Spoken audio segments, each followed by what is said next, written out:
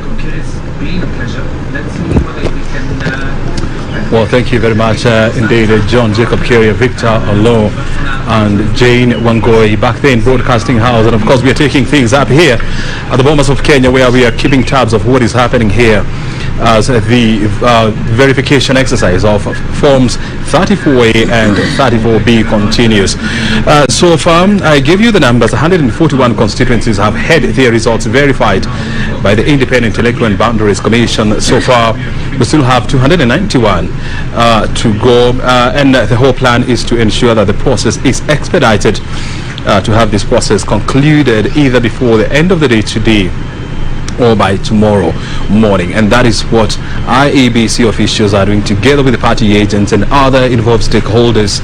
That is what they are doing inside the National Tallying Center. We have been giving you pictures of that place. It's a beehive of activity. About 7 or 9 tables there where the verification exercise is taking place, and that's why this process has gotten us to where we are, because every form must be certified, every form must be verified, and all the parties must agree that what is being announced is actually what is captured in the forms and what is actually happened on the ground. So far, the number of verified votes stands at 7,043,561 out of the possible 14.5 million votes out there. So we're still around 50% of the verified votes, and so the onus is on IEBC to ensure that the other 50% is concluded on time, and of course the announcement is made. Well, we continue to engage various stakeholders, from analysts to politicians, and of course to the business communities, as well as various stakeholders, to get to hear their views on this process. And now on the set, I am joined by Vimal Shah. He's the chairman of Mkenya Daima, which is a platform that brings together various stakeholders, from religious, political, security, as well as the business community, trying to preach peace, encouraging Kenyans to put Kenya first. And one of their clarion call is Nitatenda Wema. Thank you, Vimal, for joining us here. And next to Vimal, we have Flora Mutahi.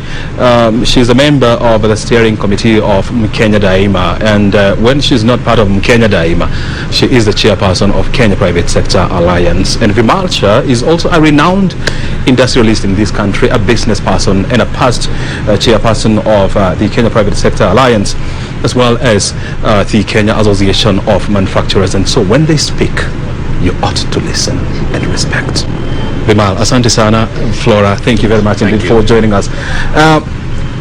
Before this election, you are on a media campaign, you are on a public bliss, going around the country urging Kenyans that this is just a process that we always go into every 5 years, and after that we go back to work peacefully as Kenyans and as one community.